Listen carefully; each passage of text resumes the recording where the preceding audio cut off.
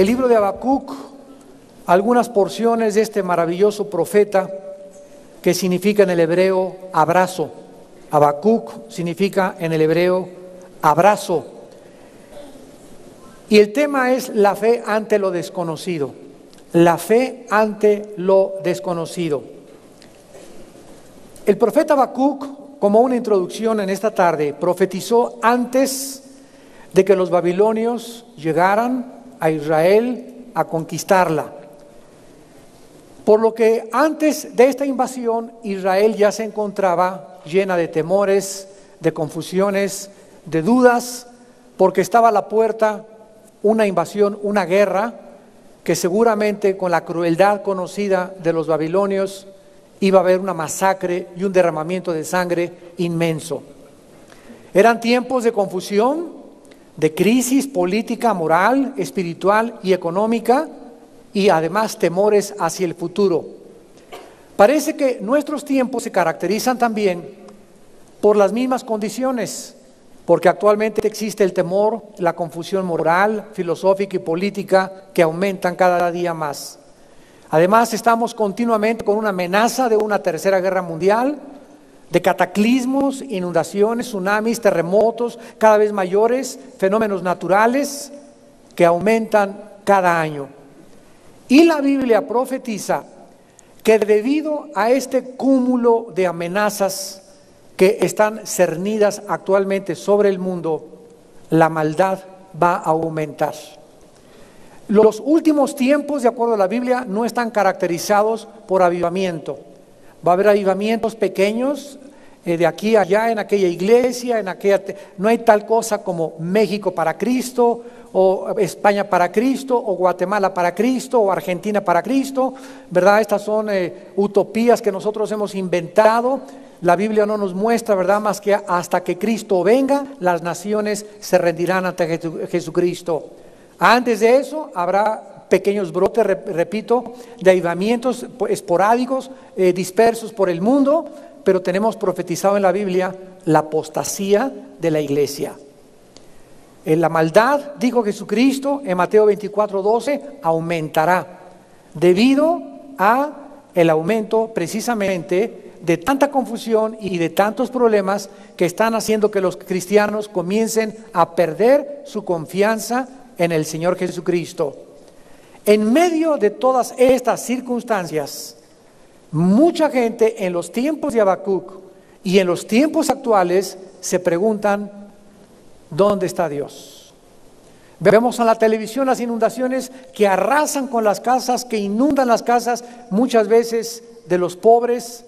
Vemos los tsunamis que se llevan a millones de niños que mueren cada 10, 15, 20 años, terremotos que se llevan y que juntamos al cúmulo de muertes y que son millones. Simplemente en el siglo XX murieron más de 80 millones de personas a través de guerras y revoluciones. En medio de estas circunstancias podríamos preguntarnos, ¿es verdad que Dios está gobernando y que todas las cosas están bajo su control soberano? ¿Por qué permite, también una pregunta, esto Dios en el mundo? Habacuc, al igual que todos nosotros, era un ser humano, sujeto a pasiones como nosotros, a cuestionamientos como nosotros, y a través de su vida podemos aprender la más grande lección que tiene esta conferencia: cómo confiar en Dios en medio de la confusión. ¿Cómo podemos mantenernos, seguir confiando en Dios a pesar que las circunstancias a nuestro alrededor son amenazadoras? Estamos bombardeados con millones de tentaciones y en medio de todo este mundo tan revuelto, que podríamos decir, donde casi reina la anarquía, podemos nosotros seguir confiando en Dios. Al contrario de esto, existen muchos cristianos ya que por no entender lo que está pasando, por no comprender las situaciones del mundo y por no tener respuestas, se amargan y se resienten y comienzan a levantar el dedo para acusar a Dios. A ellos también va dirigidos este mensaje: porque el justo vivirá confiado como un león, y no tendrá temor, como dice la Biblia, de malas noticias, porque su corazón está confiado en el Señor. En el capítulo 1 de Habacuc, versículos del 2 al 4, vamos a comprender en primer lugar la confusión mental del profeta. Comienza Habacuc en su libro diciendo: ¿hasta cuándo, Jehová, clamaré y no oirás? Y daré voces a ti a causa de la violencia y no salvarás. ¿Por qué me haces ver iniquidad y haces que vea molestia? Destrucción y violencia están delante de mí, y pleito y contienda se levantan, por lo cual la ley es debilitada y el juicio no sale según la verdad. Por cuanto el impío asedia al justo, por eso sale torcida la justicia. Aquí la Biblia nos muestra el Espíritu Santo enfrentando a este profeta problemas y cuestionamientos morales y filosóficos bastante profundos por la confusión que le rodeaba. Parecía que sus oraciones no eran contestadas. Parecía que con tanta guerra y con tanta invasión, Dios había abandonado a Israel. Parecía que como no caían los juicios de Dios, la maldad iba en aumento y la justicia no podía prevalecer. Su pregunta y su duda principal era: ¿por qué parece que el mal está ganando? ¿No es verdad? ¿No lo has tenido tú? ¿No lo he tenido yo? ¿Por qué parece que la maldad está en aumento? El otro día, platicando con unos pastores, les decía yo: qué inteligente y qué sabio es el diablo con los artistas, principalmente deportistas, etcétera, etcétera. A Elvis Presley lo deformó y lo convirtió en un drogadicto.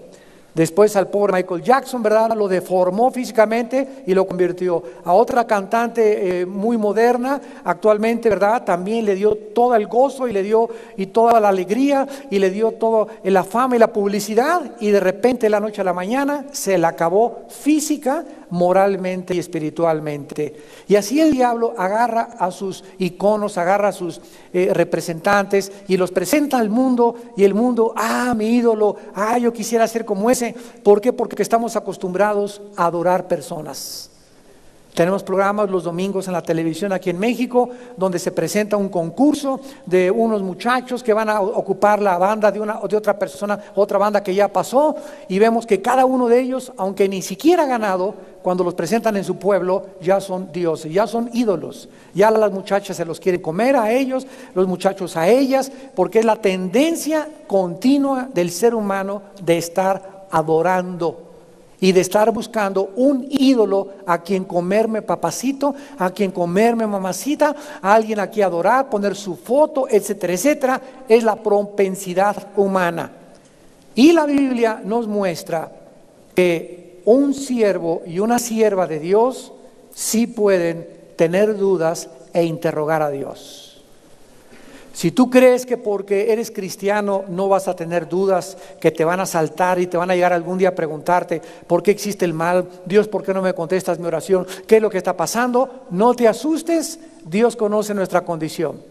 Gracias a Dios que Él es un Dios misericordioso, que se acuerda que somos polvo y que se acuerda que fuimos hechos del barro. Dios, existe una grande diferencia. Dios clama una grande diferencia. Dios establece una grande diferencia entre cuestionarlo y juzgar lo que parece que está haciendo mal. Veamos esta diferencia antes de comprender a Habacuc. Dios sabe que somos polvo y que este tesoro lo tenemos en vaso de barro. Y Dios no se molesta porque le digas: Señor, no entiendo lo que le pasó a mi familia, no entiendo lo que me está pasando en mi trabajo. Y otra cosa es decirle: ¿por qué pasó esto? A ver, contéstame. ¿Y por qué permitiste aquello? ¿No que tú eres Dios? Vean ustedes que en las dos personas hay cuestionamientos, pero la actitud es lo que diferencia verdaderamente los que son cristianos de los que no son cristianos. El cristiano cae de rodillas: Señor, ¿por qué nací? ¿Por qué mejor no fui un abortivo como lo hizo Job? Por cierto, vamos rápidamente a ver este ejemplo en el libro de Job capítulo 3, para que veamos que Dios no se enojó por los cuestionamientos que Job le hizo, porque se los hizo como un ser humano y con la actitud de vida. Dice Job capítulo 3, versículo 11 al 13, después de que perdió a sus hijos, después de que perdió sus coches, después de que perdió su trabajo, después de que perdió su ropa, y a pesar de todo lo que perdió Job, también perdió la salud. Ahí era, ¿verdad?, para que verdaderamente se amargara o renegara o cuestionara a Dios. Y Dios le permite a Job y permite que estas cosas estén escritas para que conozcamos el corazón de Dios. Dice el versículo 11 del capítulo 3 de Job: ¿por qué no morí yo en la matriz o expiré al salir del vientre? Esto es un cuestionamiento legítimo. Señor, ¿para qué me sacaste del vientre de mi madre? Para sufrir y para enfrentar toda la adversidad por la cual estoy viviendo. Job vivió hace 6,000 años, damas y caballeros, santos de Dios. Y hace 6,000 años no teníamos las explicaciones que tenemos. No estaba Romanos, no estaba Apocalipsis, no estaba el Génesis. El libro de Job casi es la misma antigüedad del libro del Génesis. Y actualmente nosotros nos preguntamos igual: ¿por qué pasa esto? ¿Por qué pasa aquello? Pero tenemos que comprender que Dios nos está oyendo y que es importante que podamos entender que hay un propósito para nuestra vida. Ahora, después de 6,000 años de historia, sabemos algo muy importante: que la vida es sufrimiento. La vida no es Reino Aventura, ni Six Flags, ni Acapulco, ni Cancún, ni Puerto Vallarta todos los días. Es algo por lo cual tenemos que luchar, tenemos que enfrentar problemas. Por ejemplo, el matrimonio. Cuando llegamos al matrimonio, es la institución más santa, más sagrada, donde tenemos que llegar maduritos. Por eso es tan importante, ¿verdad?, que el hombre le lleve bastante edad a la mujer, o algunos años, porque las mujeres nos comen enteritos. Una muchacha de 18 o 20 años a un chavo de 21 y 22 lo trapea, lo cuelga y lo extiende. ¿Por qué? Porque ellas ya, ¿verdad?, desde los 11, 12 años de edad ya despertaron. Los chavos todavía a los 15, 16 años están jugando a la matatena y al trompo. Yo le veo en la escuela, ¿verdad? Mi hijo Caleb acaba de cumplir 13 años, ya me pasó de altura, está en el fútbol americano, se puso bien ponchado, no es porque sea amigo, pero está bastante bien parecido. Y las chavitas pasan... Y me dijo, pero ni las pela, ¿no? Y mi Marta y yo nos comenzamos a preguntar, bueno, este muchacho, bueno, es que las muchachas ya comienzan a tratar de, aquí estoy como abejitas a los muchachos, y los muchachos que el fútbol americano, y que el taekwondo, y que artes marciales, y hasta los 16, 17, 18 años de edad comienzan a despertar. Ellas a los 11 años ya despertaron. Ya se pintan los ojos, ya andan por acá, ya se juntan, ya tienen fotos de Ricky Martin y de este otro ídolo. Y los muchachos, ¿verdad?, todavía tienen la foto de su ídolo de las Dallas Cowboys. Esto es importante porque tenemos que entender que después de la juventud nos damos cuenta que hay que casarse, que hay que trabajar, que hay que luchar, que hay que sufrir. Y solo los que maduran a tiempo son los que sobreviven. Hay gente de 40, 50 años que son chamaquitos de 18 y 20 años de edad, mentalmente hablando. Resentidos, amargados, criticones, no han madurado, no tienen confianza en Dios, no pueden ver la vida de la perspectiva de Dios. ¿Por qué? Porque no han comprendido nunca lo que significa vivir. Y vivir implica sufrimiento, y el sufrimiento forja nuestro carácter. Es a través de nuestros sufrimientos que aprendemos a vivir y a forjar nuestro carácter. Dice Job también: ¿por qué me recibieron las rodillas y a los pechos para que mamase?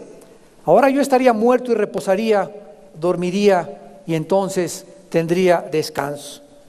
Dice el versículo 16: ¿por qué no fui escondido como abortivo, como los pequeñitos que nunca vieron la luz?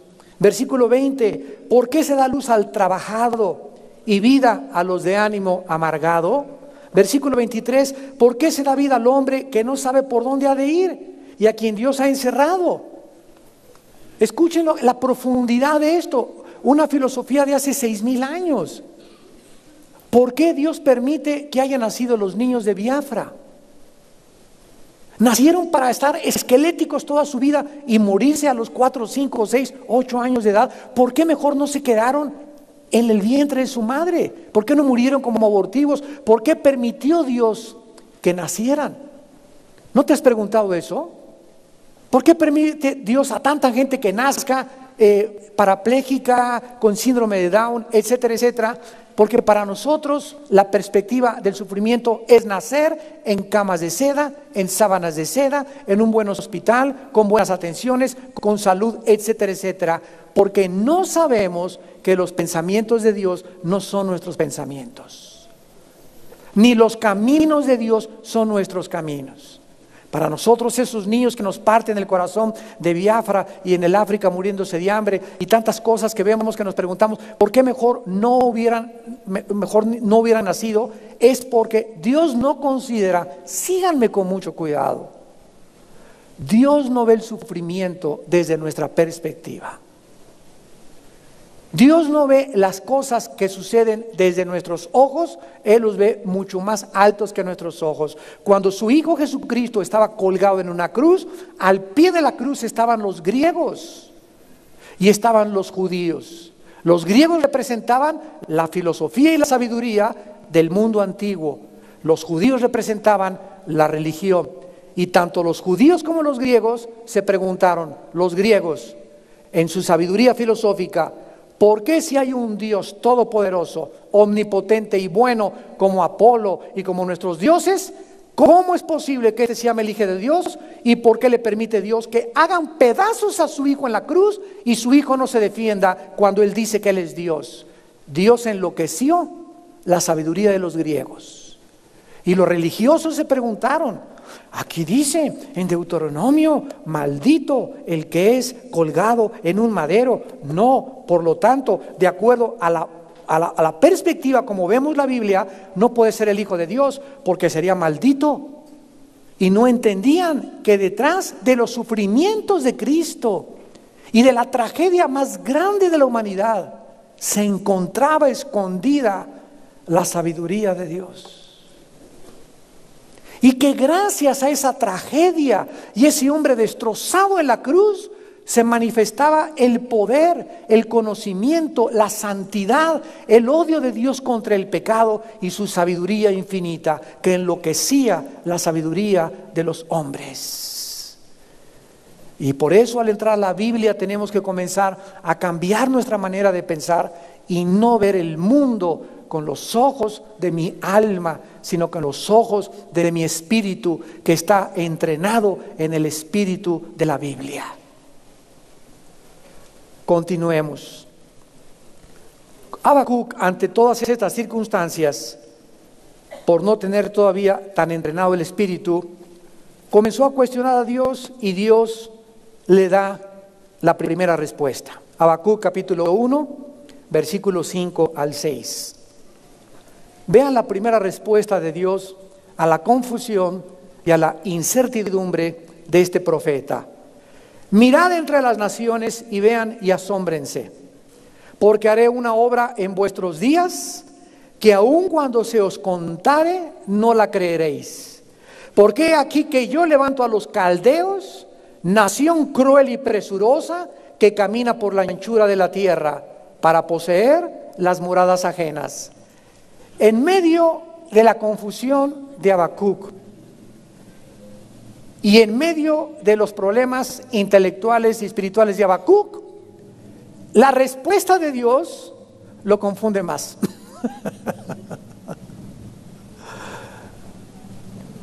Podríamos pensar que Dios le hubiera contestado para poder agradarlo, tranquilizarlo. Mi Habacuc, cálmate, te recuerdo que todo va a estar bien, ¿verdad? Pero no fue así. Dios le anuncia a Habacuc una invasión militar. Imagínense Habacuc, nada más esto me faltaba, Señor. Te estoy preguntando por qué me pasa así mi familia estas cosas y me estás diciendo que algo peor me va a venir todavía. Los caminos de Dios son diferentes a los nuestros y vemos que Dios permite muchas veces en nosotros la confusión para saber cómo vamos a reaccionar. porque es ahí donde la fe se manifiesta ante lo desconocido. Cuando Dios nos cierra las cortinas y no nos permite ver nada, el justo por la fe vivirá. Lo único que nos va a sostener y a mantener de pie va a ser nuestra confianza en Él. Como dijo Job, aunque yo no veo ni entiendo todavía por qué estoy como estoy, y por qué se llevó a mis hijos, y por qué me pasó esto, aunque Él me matare, seguiré esperando en Él. Y vemos después las recompensas tan grandes que tuvo Job por en medio de lo desconocido y de la confusión, seguir de pie confiando en Dios. Veamos algunos ejemplos bíblicos. Abraham. Abraham, sí Señor, vas a ser papá. Gracias Señor, alabí bomba.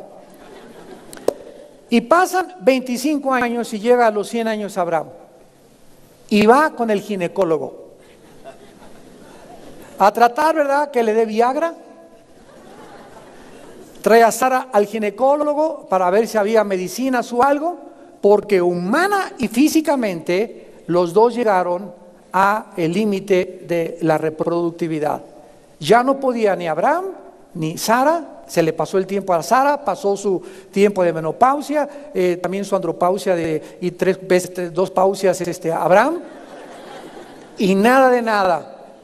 Y al llegar a este momento, al llegar a este punto, los dos comenzaban a mirarse, fueron a Starbucks a tomar un café, y Abraham le dijo a Sara, oye, ¿Dios nos prometió un hijo, sí o no? Sí, Abraham. Entonces, ¿por qué ahora nos lleva a esta circunstancia donde no podemos tener hijos? Y ahí en medio del Starbucks y del café, ahí los dos platicando acerca de su problema, de por qué ese hijo no había dejado las drogas, por qué todavía mi hijo sigue borracho, por qué no se soluciona el problema. Exactamente, ahí en medio de todo, ellos escogieron, fíjense que es una cuestión de actitud, ellos escogieron seguir confiando en Dios, a pesar de que al mirarse en el espejo les decía lo contrario. Veamos esto en Romanos capítulo 4. Esto es precioso. Dice en Romanos capítulo 4, versículo 17, Romanos 4, 17, como está escrito, te he puesto por padre de muchas gentes, delante de Dios a quien creyó. Y aquí enseguida se mencionan las dos cosas más maravillosas que Dios puede hacer.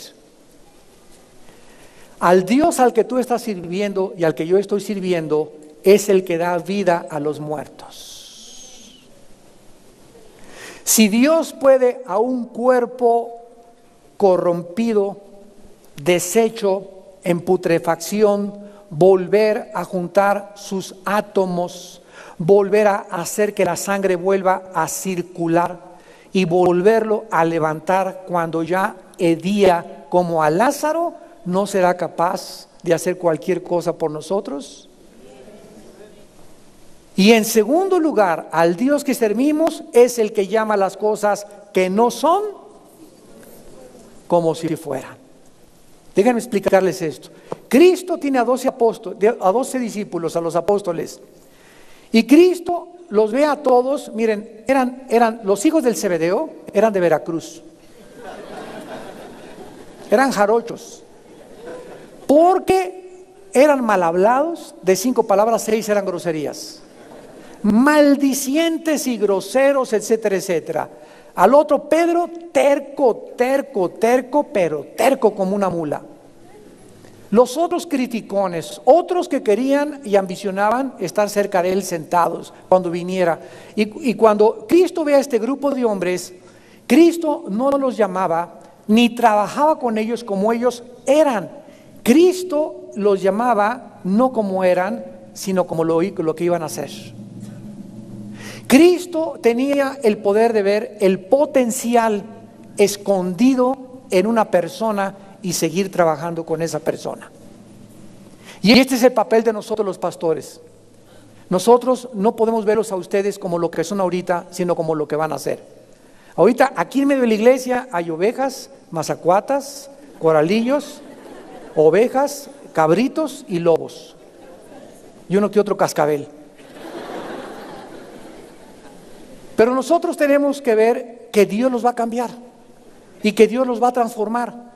Y tenemos entonces que soportarlos, armarnos de mucha paciencia para poder continuar discipulándolos, enseñándoles, porque Moisés fue el ejemplo. Moisés llegó un momento que dijo: Dios mío, ¿hasta cuándo los voy a aguantar? Todo quejumbrosos y chillan, y cambiarle los pañales y mamá parecen bebitos. Pero Moisés fue recompensado porque Dios estaba desarrollando en Moisés, no en el pueblo que se quedó en el desierto. A Dios le interesaba Moisés y usó al pueblo como un instrumento para forjar el carácter de Moisés. Abraham igualmente, ¿verdad? Llegaron a esta situación, y dice el versículo 18 de Romanos 4, él creyó en esperanza contra esperanza para llegar a ser padre de muchas gentes. Versículo 19, y no se debilitó en la fe. Ahí está el secreto. No se debilitó en la fe al considerar su cuerpo que estaba como muerto. El espejo le decía a Abraham: nada. El ginecólogo: Abraham, nada. Él no hizo caso de lo que veía, de lo que oía, ni el consejo que le daban. Él hizo caso de lo que Dios le dijo. No consideró su cuerpo, no consideró el espejo, no consideró el consejo del ginecólogo. Dios le dijo: tú vas a ser padre. Y dice la Biblia: o la esterilidad de la matriz de Sara, tampoco dudó por incredulidad de la promesa de Dios, sino que se fortaleció en fe. ¿Qué debemos hacer cuando las circunstancias parecen que están en nuestra contra? Cuando hemos llegado a un punto donde no se cumple lo que hemos pedido a Dios y nos rodean circunstancias oscuras, es cuando más en la vida debemos de confiar en Él. Porque en ese momento nuestra fe se puede debilitar y no podemos darnos este lujo, porque por la fe estamos firmes. Dice el Salmo 27, si yo no hubiera creído, hubiera desmayado. Aliéntese y guarde tu corazón, espera en Jehová. Si no hubiese creído, hubiera desmayado de no ver la bondad de Dios en la tierra de los vivientes. Es la fe la que nos impide caer. En el Salmo 37 dice el versículo 3, confía en Jehová y haz el bien. Habitarás en la tierra y te apacentarás de la verdad. Deleítate a sí mismo en Jehová y Él te concederá las peticiones de tu corazón. Encomienda a Jehová tu camino y confía en Él y Él hará. Guarda silencio ante Jehová, versículo 7, y espera en Él. No te alteres, que nadie nos quite nuestra paz, que nadie venga a robarnos aquello que es lo más precioso que Dios nos ha dejado, que es la paz. No dejes que ninguna circunstancia altere tu vida, que nadie te quite tu paz. No importa lo que oigas, no importa lo que esté pasando, no dejes que la paz de Dios deje de gobernar tu vida. No te alteres con motivo del que prospera. Deja la ira, desecha el enojo, versículo 8, versículo 9, porque los malignos serán destruidos, pero los que esperan en Jehová heredarán la tierra. Así pasó también con Josué. Dios le dice a Josué en las murallas de Jericó: Josué, vamos a avanzar contra Jericó, dale 7 vueltas a la ciudad. ¿Se imaginan estos planes y esta estrategia militar para un general como Josué? No dispares ningún arco, no planeen redes, no planeen catapultas. Sigan mis instrucciones que van a chocar con los libros de estrategia militar humanos. Imagínate que yo le diga al ejército americano: dele 7 vueltas a Bagdad y va a caer Saddam Hussein. ¿Se imaginan ustedes, no? Nadie lo creería. Pues eso fue lo que Dios le dijo a Josué. Y ahí estuvieron 7 días haciendo los planes de Dios, los caminos de Dios, que no son los pensamientos de los militares, y de acuerdo a la estrategia militar de Dios. Y cuando Dios vio que ellos confiaron en lo que Dios decía, sin ni una flecha derribó Jericó. ¿Y qué decimos de Cristo? Cristo llegó a los 18 años y había endemoniados. No le saques los demonios, déjaselos. Señor, se está muriendo la gente sin conocerte. No prediques ni una palabra hasta que yo te diga. Y Cristo caminó 30 años sin sacar un demonio. 30 años sin predicar ni el evangelio a nadie. 30 años sin hacer ningún milagro. Porque de acuerdo a Dios, hasta que cumpliera 30 años, en el tiempo de Él, no en el tiempo de nosotros, en el tiempo de Dios, su Hijo iniciaría su ministerio siendo bautizado en el río Jordán. Y ahí comenzaría su ministerio tremendo, sobrenatural. Pero ¿se imaginan ustedes cuántas gentes? Ay, Señor, ya me quiero ir de misionero, ya tengo 20 años, y ya llegué a los 25 años y no me caso, ya llegué a los 30 y no me caso. A lo mejor Dios quiere que te cases a los 40. 1000 veces mejor casarte a los 40 que a los 25 con un bandido pelagatos, que te va a hacer sufrir y que va a ser un infierno tu matrimonio, y vas a estar lamentándote por qué te casaste con esa persona, por tu impaciencia. 1000 veces mejor casarte a los 50. No tanto, ¿verdad? Exageré. Pero así pasa con nosotros. Quisiéramos que todo fuera de acuerdo a nuestra voluntad y no a la voluntad de Dios. Y así pasó con Moisés. Moisés, 40 años aprendiendo la literatura, el arte, la cultura de los egipcios, y parecía que se desperdició todo lo que él estudió en la universidad. Y después de la universidad, con 5 doctorados y posgrados, Moisés lo manda Dios al desierto, a Chicalpaltán de las Tunas, a ver lagartijas y a ver el sol. Y ahí está Moisés en el desierto con su doctorado, sus posgrados. ¿Y de qué me sirve todo esto que estudié? Si yo soy arquitecto, yo soy doctor, yo tengo títulos profesionistas. Dios dice, no me sirven. No me sirven absolutamente para nada. Ahora quiero meterte a mi universidad. Y se llama la Escuela del Silencio. Y lo manda 40 años a ver lagartijas. Sin hacer nada.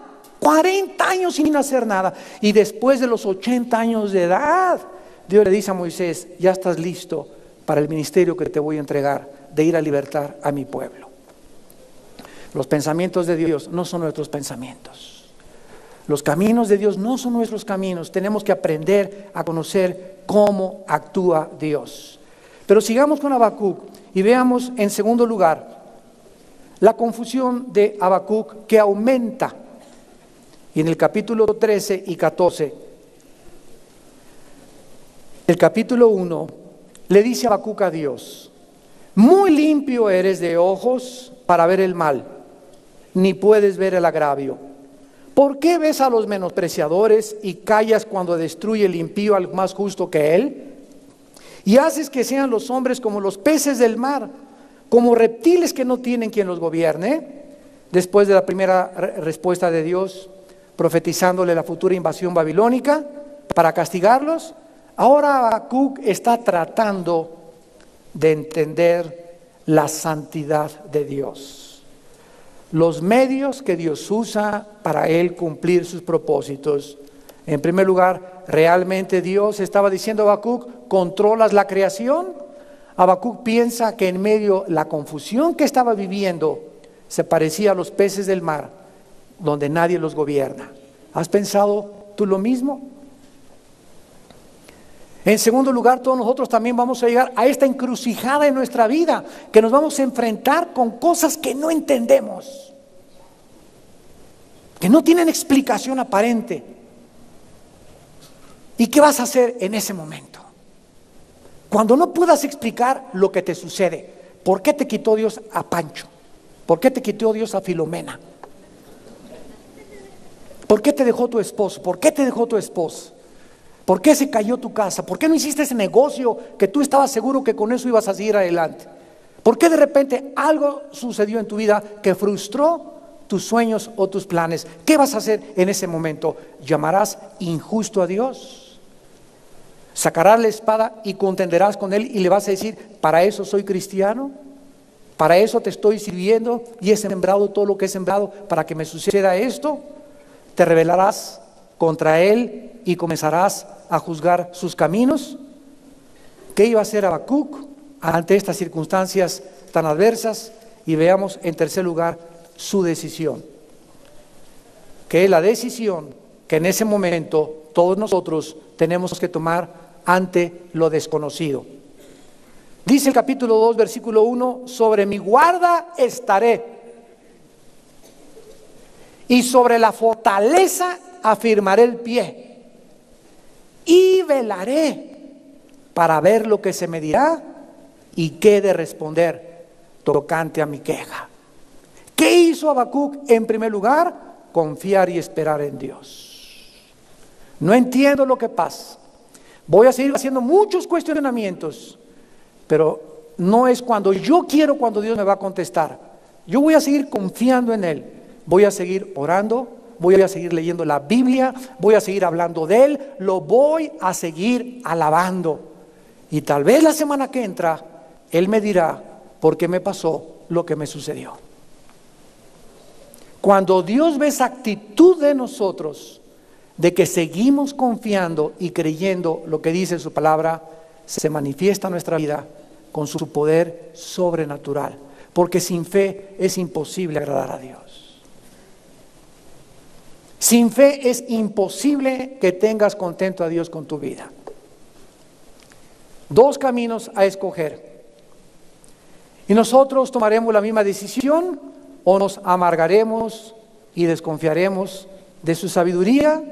Cuidado, porque la amargura es el veneno más grande, más infeccioso que pueda penetrar y corroer y destruir el alma humana, la amargura. Dice en Hebreos 12, versículo 15, mirad hermanos, que no haya en alguno de vosotros alguna raíz de amargura. Se nos manda cuidarnos de no juntarnos con amargados, ni con amargadas, porque dice que esas personas amargadas contaminan. Están infectadas. Es como si tuvieran radiación. Te contaminan, te contagian. Y por eso las personas amargadas dejan, dice Hebreos 12:15, ponen una pared arriba de sus vidas para que Dios no pueda seguir tratando con ellos. Dejan de alcanzar la gracia de Dios. Dios no puede tratar hasta que confieses y perdones. Dios no va a poder bendecirte. ¿Y tú vas a escoger vivir 1 año amargado, 3 años amargado o toda tu vida amargada? Y llegar caque a los 75 años de edad, ¿verdad? Así toda y todavía quejándote y criticando, etcétera, etcétera. Pregúntame, ¿cómo puedo distinguir, hermano, a una persona que está amargada? La primera característica de una persona que está amargada es que es una persona que siempre se la vive criticando a los demás. Es en la murmuración y es en la crítica donde la persona amargada manifiesta su amargura. Y en segundo lugar, la decisión de Habacuc nos muestra el secreto para conocer sus caminos. Dice Habacuc, sobre mi guarda estaré, sobre la fortaleza afirmaré mi pie. O sea, voy a quedar parado y no me voy a ir al suelo. Voy a permanecer como un soldado de pie, como dice en Efesios 6, firmes en el día malo, firmes como soldados. Y esperaré, velaré, para ver lo que se me dirá y lo que Dios va a contestar respecto a mi queja. ¿Quieres entender los caminos de Dios? Pasa tiempo con Él. Vela en oración, día y noche. Sigue orando, sigue leyendo la Biblia, sigue teniendo comunión con Dios y Dios te manifestará y te responderá tus quejas y te dirá por qué Él está actuando de la manera que Él está actuando en tu vida y en tu familia. Y después de esto, la segunda respuesta de Dios la tenemos en el versículo 3 y 4 del capítulo 2. Y dice, aunque la visión tardara aún, por un tiempo se apresura hacia el fin. No mentirá, aunque tardare, espéralo, porque sin duda vendrá, no tardará. He aquí aquel cuya alma no es recta, se enorgullece, mas el justo por su fe vivirá. 3 cosas Dios le revela de sus caminos. Número 1, su visión ya está revelada en la Biblia.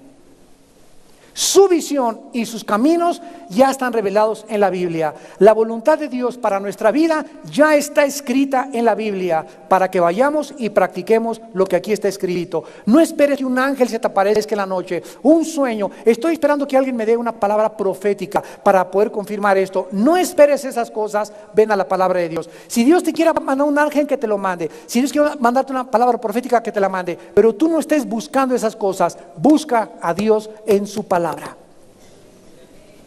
No esperes que por tu apatía y por tu flojera quieras una revelación extra bíblica y sobrenatural para confirmar algo que tú quieres confirmar en tu vida acerca de la voluntad de Dios. Dios solamente honra a los que le honran, y dice la Biblia: este libro de la ley estará en tu corazón de día y de noche. Sobre mi pie estaré, porque la visión no tardará. En segundo lugar, le dice Dios que sus propósitos se van a cumplir. Aunque parezca tardarse Dios en tu respuesta, síguelo esperando. Dios no puede mentir.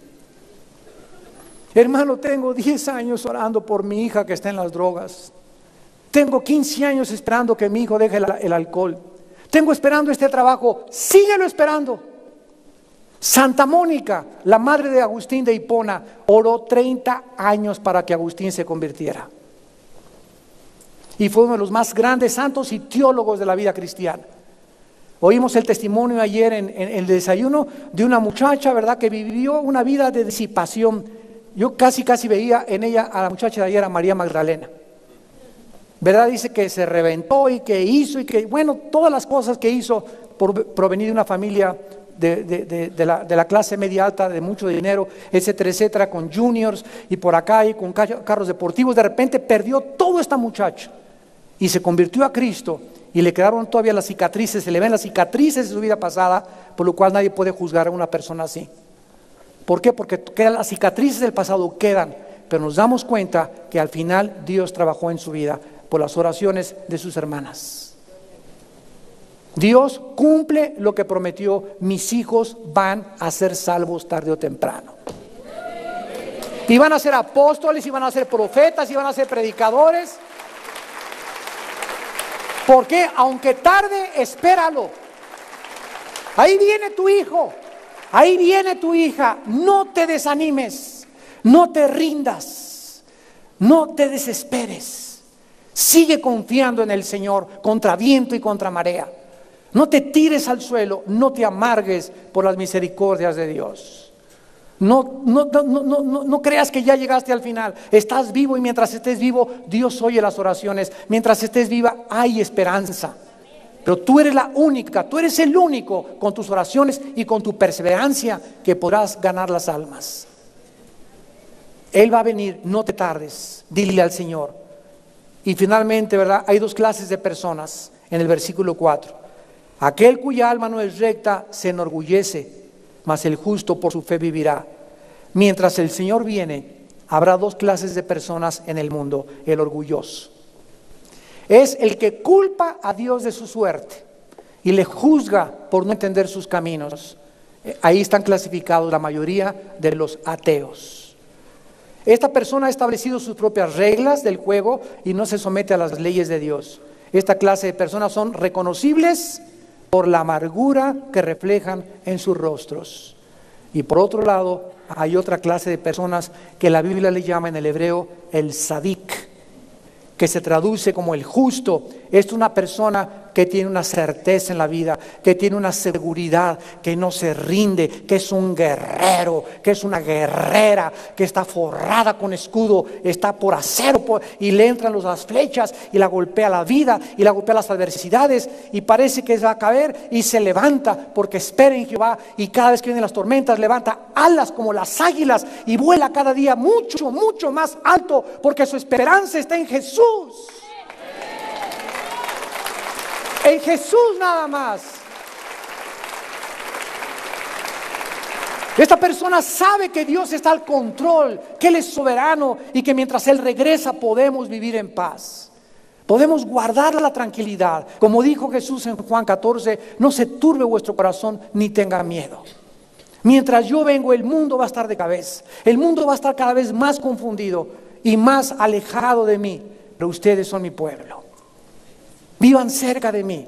Confíen, aunque tarde la visión va a cumplirse, no tardará, porque mi consejo permanecerá, dice el Señor. Oremos. Padre, gracias por tu palabra.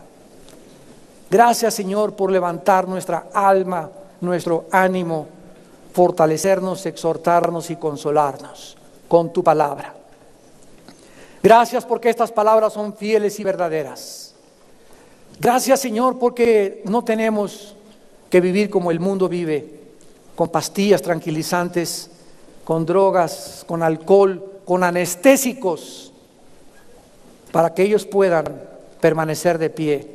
Nosotros te tenemos a ti, que has resucitado de los muertos y has entrado a vivir a nuestra vida para traernos la esperanza de la resurrección, para decirnos que no tengamos miedo de nada en esta vida, porque si tú con nosotros, ¿quién contra nosotros?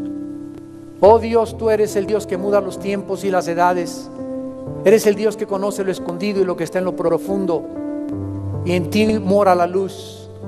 Eres el Dios que escudriña nuestras mentes y nuestros corazones, y buscas hombres y mujeres que confíen en ti, que te crean, y que a través de su actitud en la vida demuestren que te creen. Una actitud de confianza, de gozo, de paz, de bendición a los demás, y no de rencor ni amargura contra nadie, porque eres el Dios que nos diste un ejemplo en la cruz. Tu Hijo nos soportó y nos perdonó para que nosotros nos perdonemos y nos soportemos unos a los otros. Vístanse pues como amados de Dios, llenos de misericordia, de justicia y de paz. Perdónense unos a los otros, sopórtense unos a los otros, porque Dios nos dejó ejemplo para que sigamos sus pisadas. Ustedes que nos ven por la televisión, los invitamos a que vengan a la cruz. Si alguna persona en esta tarde, también en esta audiencia, no tiene a Jesucristo como su Señor y como su Salvador, te invito a que en esta tarde le entregues tu vida. Ya no navegues en la vida y en el océano de la confusión, llevado por las olas de un puerto al otro. Ven a la cruz y parte sobre la roca, sobre el único fundamento donde puedes edificar tu vida y la vida de tu familia, la vida de tu negocio, y esta roca se llama Jesucristo. ¿Qué tengo que hacer?, me preguntarás, para poder en esta tarde comenzar a conocer esta esperanza y esta seguridad que Dios te quiere dar. Ahí desde tu lugar, dile en el silencio de tu corazón: Padre mío, perdona mis pecados, perdona mis temores y mi desconfianza, porque no te conocía. Quiero vivir en esta vida con seguridad, quiero vivir con confianza, quiero vivir, Señor, sabiendo que tú estás al control de mi vida. Tú me permitiste que yo naciera y me sigues permitiendo que viva con un propósito, que te conozca. Y ahora quiero conocerte, Señor. Quiero comenzar a vivir para ti, porque creo que en la cruz tu Hijo murió y dio su sangre para pagar por mis pecados. Te pido, Jesucristo, que entres a mi corazón, porque creo que a los 3 días resucitaste de los muertos como mi Señor y mi Dios. Dame tu paz y esa fortaleza para vivir para ti hasta el día de mi muerte, en el nombre de Jesús.